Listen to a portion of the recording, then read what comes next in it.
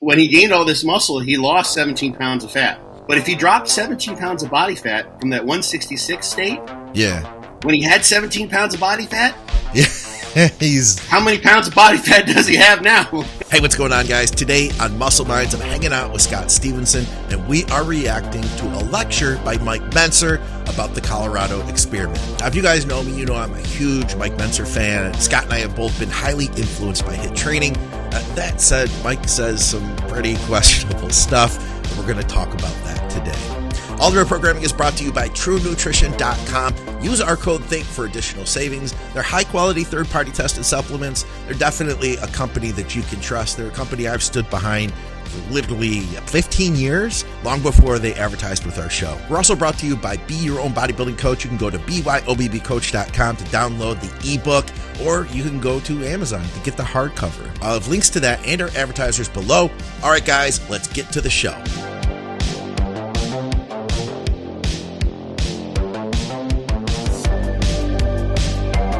Some of you guys might not have heard of the Colorado experiment before. We had somebody in the Facebook group ask us to basically review and react to this video. And by the way, too, I want to say, if you guys are new here, let me encourage you to subscribe and hit the bell. We have several bodybuilding podcasts that come out each week. We have a ton of fun. Muscle Minds is super science-y, so we'll get into some bodybuilding science on Mike Mentzer here. Let's see what we've got. So I know you watched this ahead of time. I have not seen this yet, Scott. Just watched this. It's not very long at all. From another one of his lectures. I don't know which one I even read. But. Okay. I think there's a little bit of an intro here. I'm going to skip ahead to this spot right here. How many people here have heard of the Colorado experiment? In 1973, the Exercise Physiology Department of Fort Collins University conducted an experiment with a number of individuals, the most famous of which was Casey Viator. The nature of the experiment was intended to find out how rapidly individuals could gain muscle in a high-intensity training program. And what they did was, well, since Casey was the most famous, we'll talk about Casey, and also because his results were the most outstanding. Talk about how much muscle he gained in 28 days on high-intensity training. I want that machine. I want all those chain-driven, old-school Nautilus machines. I know, right? Yeah. Interesting thing is that I wish I haven't seen this published anywhere. I didn't look this morning when I saw this, but I haven't. This was, supposedly, if this was an experiment that was conducted, this should have been published somewhere. And I would have expected that reference would have been carried along. I think I faintly remembered this, but when you think about the Colorado experiment, I had always heard, I remember hearing it recited as it was just experiment with Casey, and that was it. Okay. So you've got, the first thing that pops in my head, I mean, I feel like we're always picking on Mike, but we should see this, but if this appeals to our, this relates to our listeners, we should see what the other individuals did. Like, how did this work out with the people who weren't Casey Viator? It'd be interesting to see if this was an experiment that was done. Certainly, they calculated means. They had some raw data, and other than just the numbers from Casey, which is what we see here. So we'd be like, show us you got the data. Show us the numbers, because that's really where it matters. Just like we're saying, like, you're not going to see a study. Studies are always looking at means, right? Yeah, and they oftentimes throw out the outliers. Statistically speaking, from a scientific perspective, if Casey this is really outstanding what happened. It's just extraordinary. I would imagine most researchers worth their salt would have, maybe this is why it wasn't published, they would have just thrown him out. Oh, because yeah. It's so high. It wouldn't have ever been published. Yeah. And there's this, people who are in the know would know, there's a study that was done with HMB that got, I don't know if it was taken, retracted or not, but it was a lot of people came and said, it's just ridiculous what's going on here, what's being reported. This is outside of the realm of normal physiological adaptation. So anyway, we'll keep going. But yeah, that was one that popped in my head. Okay. And that happens in science. Like, this doesn't make any sense. We just can't we think there's something else going on, and Mike addresses this here. Okay. And that said, too, I want to mention this this channel we're watching this on is called Heavy Duty College. They've got like 37,000 subscribers. You guys can go over there to probably see a bunch more Mentzer stuff. If you guys are Mentzer fans like I am, then you'll probably appreciate this channel. So On May 1st, I like Casey too. 1973, Casey weighed 166 pounds. I'm not trying to mislead you. This was an underweight condition for Casey. When he won the Mr. America, he weighed around 212 or 215. So he was underweight to begin with. In 4 weeks, actually pause there.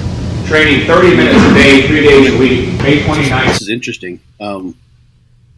So, because the numbers kind of match. My stage weight in the last decade, it was around there. They probably averaged about 212.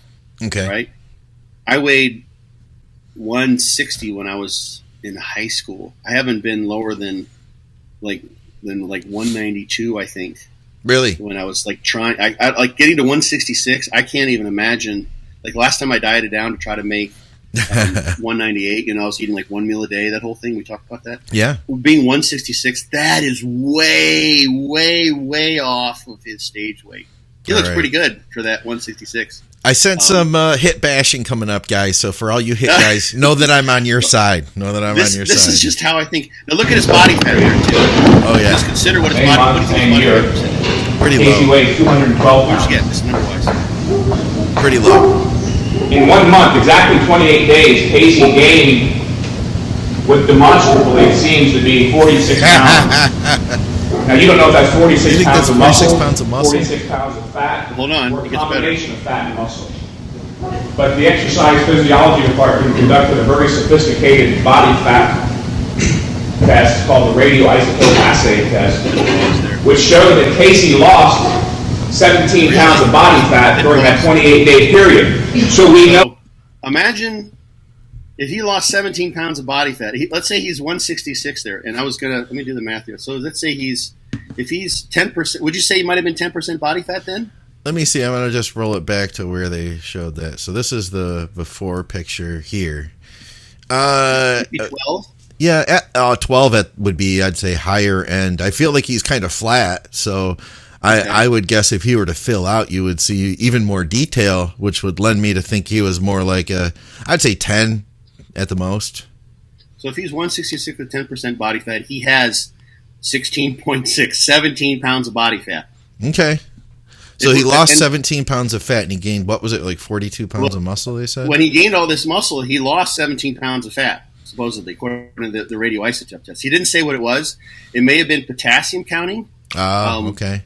So there's issues there with the body. But if he dropped 17 pounds of body fat from that 166 state, when he had 17 pounds of body fat, how many pounds of body fat does he have now? He's like Ronnie when Ronnie went negative.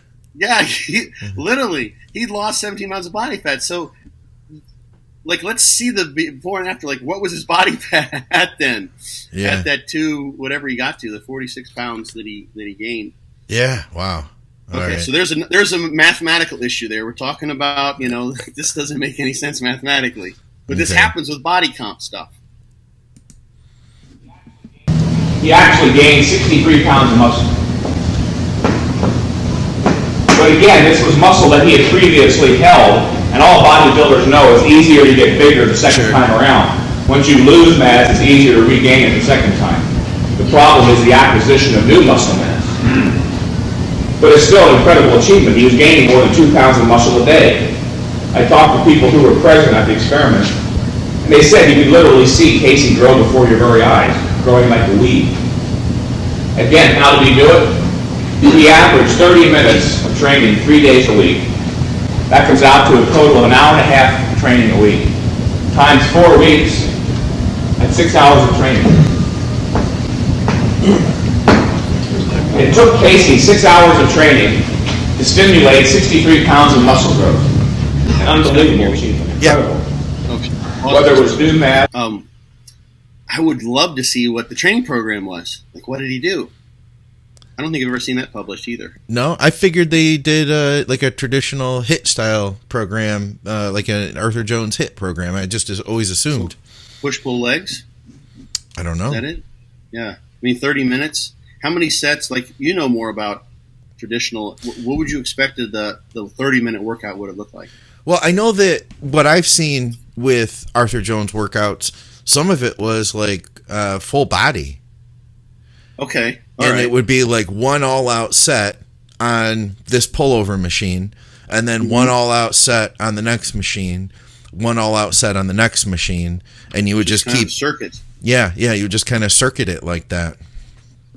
And you would try to take it to, absolute, failure. Mm-hmm. I believe. Don't quote me on that, Yeah. But that's at least when I was in school, I took a weightlifting class in college, and they had this entire circuit set up. Oh yeah. Yeah. And we actually, like, the weightlifting, it was not what I wanted to do. I figured we were going to be doing, like, at the time I was doing, like, chest and shoulders, back and buys, stuff like that. And then they were like, okay, so here's your workout. And I had to switch my workout for a semester and do this whole thing. Plus, we did a ton of jogging too. It really kind of sucked. Yeah. But it was the first time in my life I got good at jogging, Scott. Like, I didn't know how to jog really well. And I got good at it, and before you know it, I could like jog across campus to get to my class and not be out of breath. So that was cool. Nice. And I do feel like I got more tone overall, but I was not taking things to failure. Like if Arthur Jones was there, I don't think I would have been training up to his specs at the time. Yeah. I didn't understand how to do that, Right. Now, that's a typical PE gym class. Weight training class. Yeah, and it was a Nautilus setup. It was like a Nautilus training thing, and I believe that Arthur Jones had something to do with the workout. Old mass, whatever. It's still an incredible. I like those pants. What I want to do is contrast that with something our friend Mr. Schwarzenegger did. Always picks on Arnold. Yeah. You may recall in July 1975, finished making the movie Stay Hungry, and began his training for his last deserved Mr. Olympia win in 1975. At a body weight of 210, he was also underweight. For the movie Stay Hungry, he was forced to reduce his body weight, and he looked rather emaciated at 210. As a matter of fact, I was in Gold's Gym that day, a very naive young Mike Mentzer seeing Arnold Schwarzenegger. Hey, Scott. Okay. I think now you are. Sorry. So I don't know how tall Casey was, but it's interesting. This is important because Casey's top weight after the Colorado experiment was 212. Yeah. Arnold's starting weight was 210.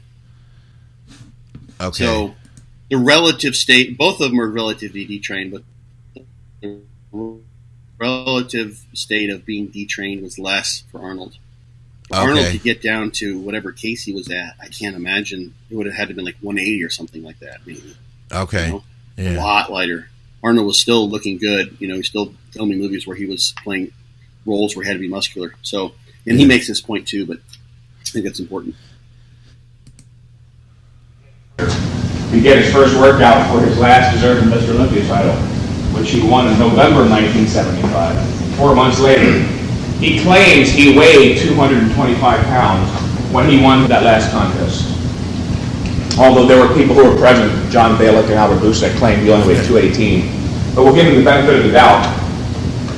Arnold gained 15 pounds, at least, of muscle in this 4-month period. This was not a sophisticated study, as was this one.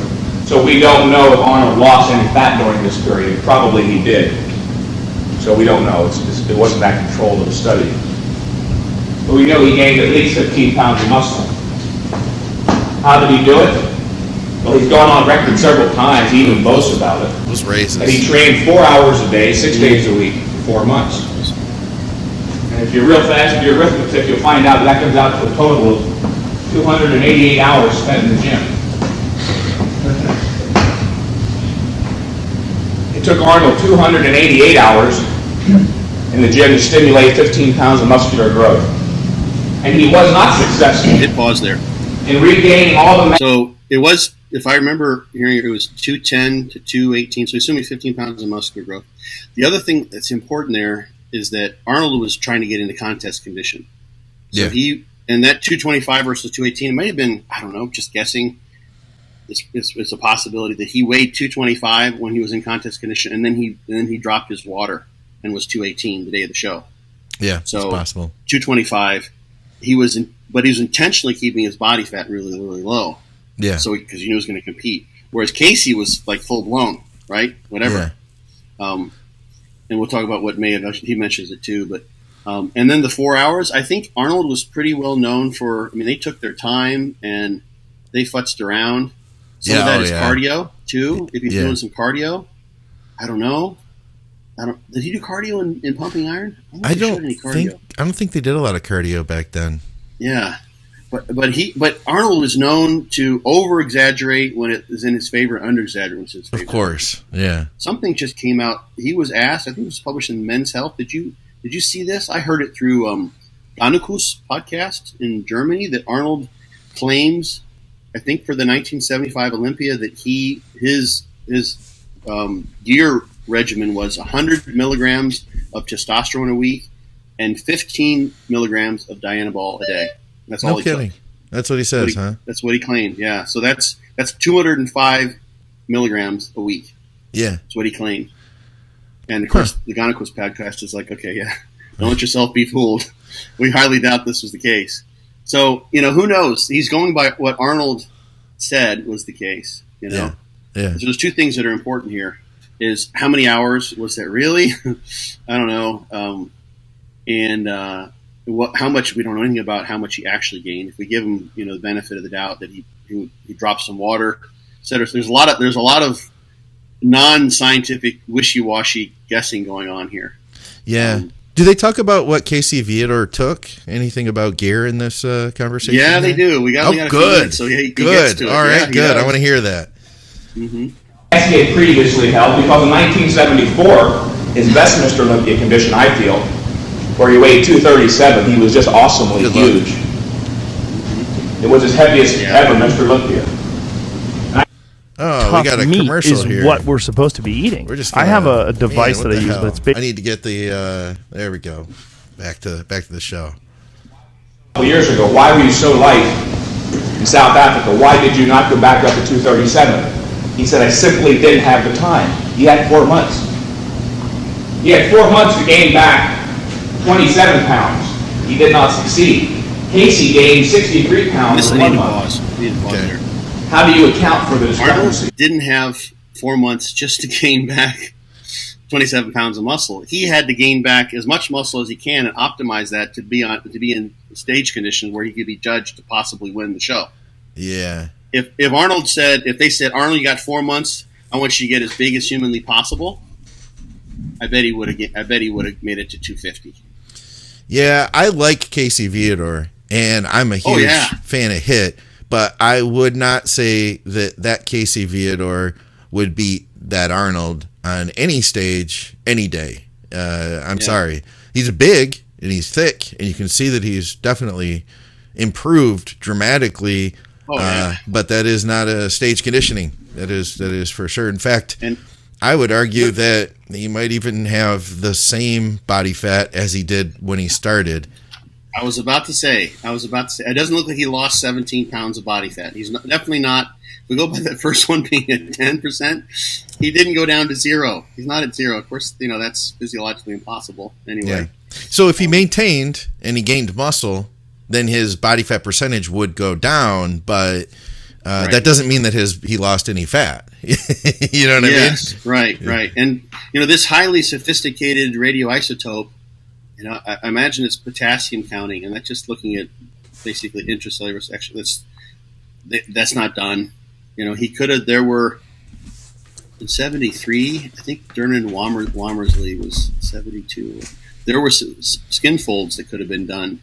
At that time, but they didn't do that. So that would be nice to know the body comp, because it just doesn't make any sense that he lost 17 pounds of fat.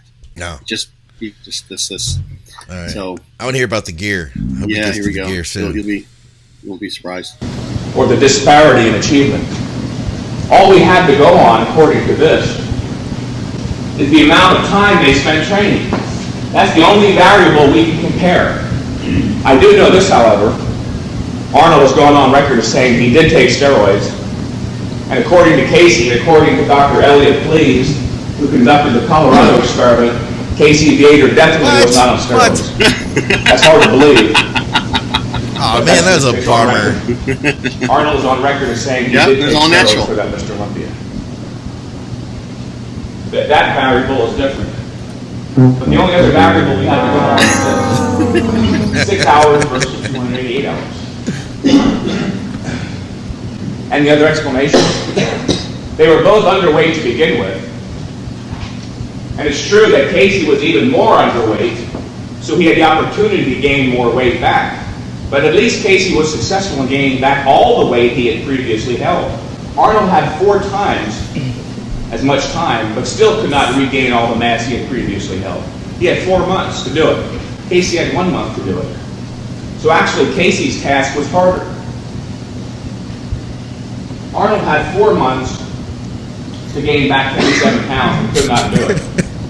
Casey had 1 month to gain back 63 pounds. I don't think that was the posture right there. That wasn't the contest either. I don't think the contest was gain back 27 pounds. You know what I'm saying? No. I mean, there's just so many things that Mike is kind of twisting. The first thing that popped out at me, he hated Arnold. He hated Arnold so bad. He really did. He really did.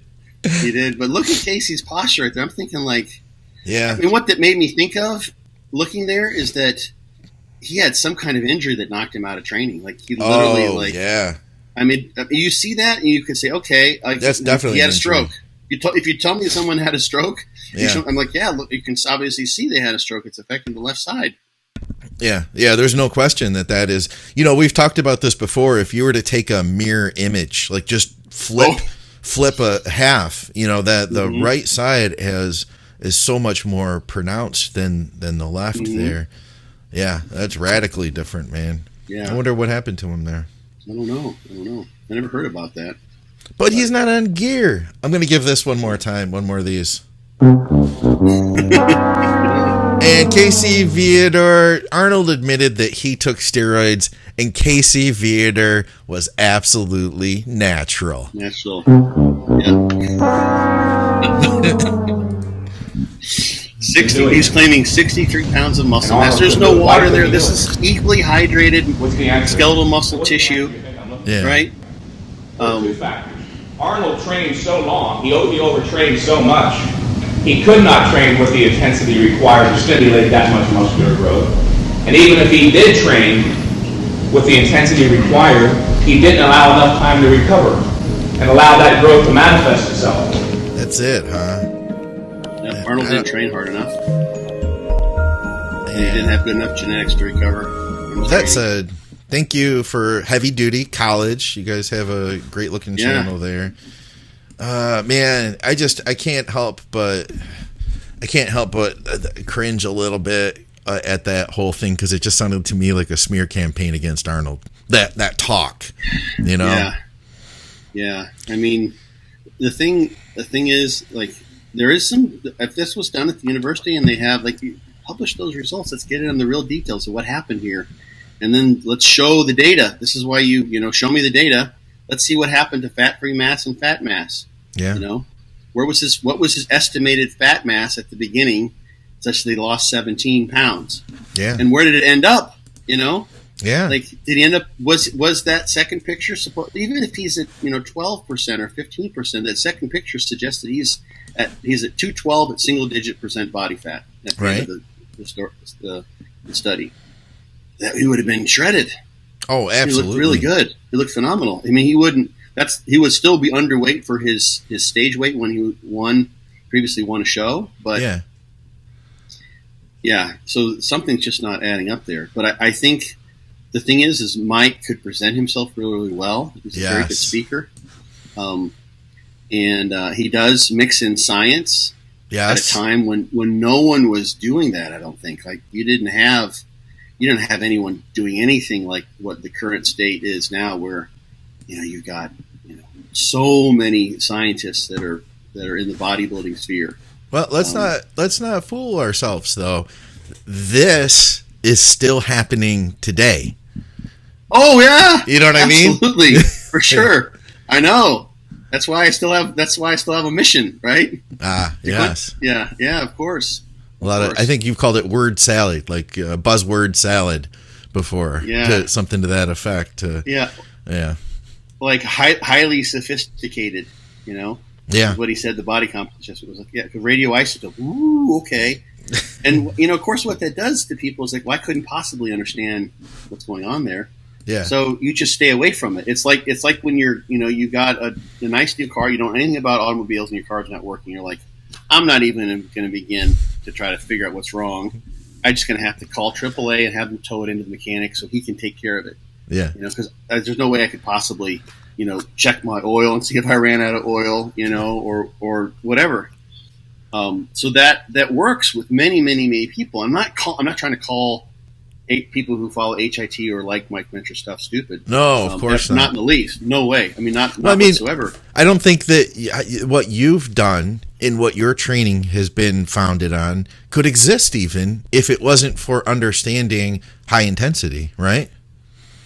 What do you mean by my Fortitude Training? Yeah, like Fortitude Training and programs like that. Like you have to, I think, understand the value of failure and of taking things to that absolute limit. I really think it's become I guess my point is it's become the foundation of so much that we value that I understand, and hopefully the audience does too, that it's by no means to take away from that.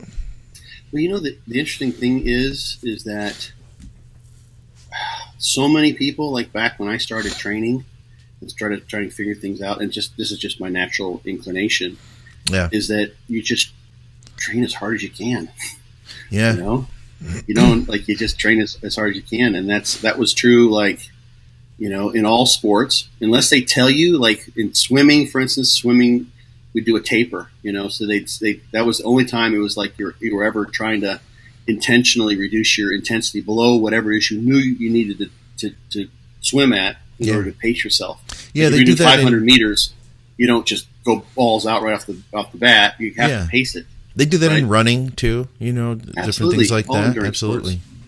Sports. But football, like sometimes, like if it's the day before the game and you're going to just run through some stuff, and just helmets, no pads or whatever, you go at half speed or whatever they tell you just to for a cognitive exercise. But they don't say, okay, like you're practicing football, just like go 80%. It's like, no, you're trying to kill the other guy all the time. If you're not, it's just because that's not something you can get yourself to do. Yeah. Yeah. And that's how it was sort of with weight training, is you just have to train as hard as you possibly can, as hard as you're willing to. Yeah. So HIT always made sense to me too. That's just train as hard as you can. That's the nature of this beast, It's hard training. Well, listen, we have a bunch of questions, but we'll just have to save them for the next episode because we've gone. Thank you, everyone. Yeah, thanks everybody for commenting with those questions. I'll be sure to hold on to them, Scott. That way we can tackle them on the next show. And if you guys have any questions, anything you want to throw in here at Muscle Minds with Scott, dude, we'd be happy to take them. So definitely comment. And if you're new to our content, then let me encourage you to subscribe and hit the bell, because we have several bodybuilding podcasts that come out each week. Lots of entertainment and education and some bodybuilding science from guys like Scott, plus some bro science from guys like, everybody else mixed in with real science, because there's a balance, Scott. And I don't want to take us too far off, man, but I think bro science has gotten a bad reputation nowadays. And I think that we're oftentimes forgetting that bodybuilding is a blend of science and art. It's science and gut intuition based off of experience. So with that said, don't follow your GPS into a lake.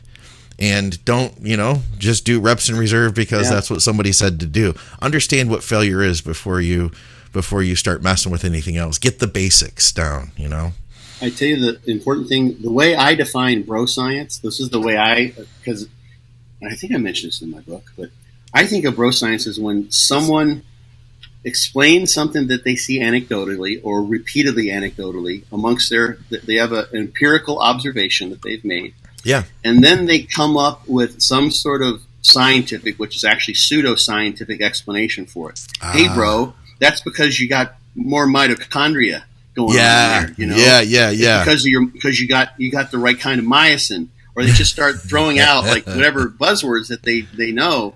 Yeah. And they're coming up with a mechanism to explain something to make it. It's like, bro, this is the real science, and it's like, no, that's nothing in the scientific literature about. That's what I consider bro science. Yeah, that's a good way of putting it. Yeah, but like what Dante did in developing DC training, like some people might call that bro science because he wasn't conducting laboratory experiments and publishing these things in the peer-reviewed scientific literature. I don't. That's not bro science. I got That's figuring stuff out in the field, called field science or whatever. Yeah, but that's totally legit in my mind, and that's what.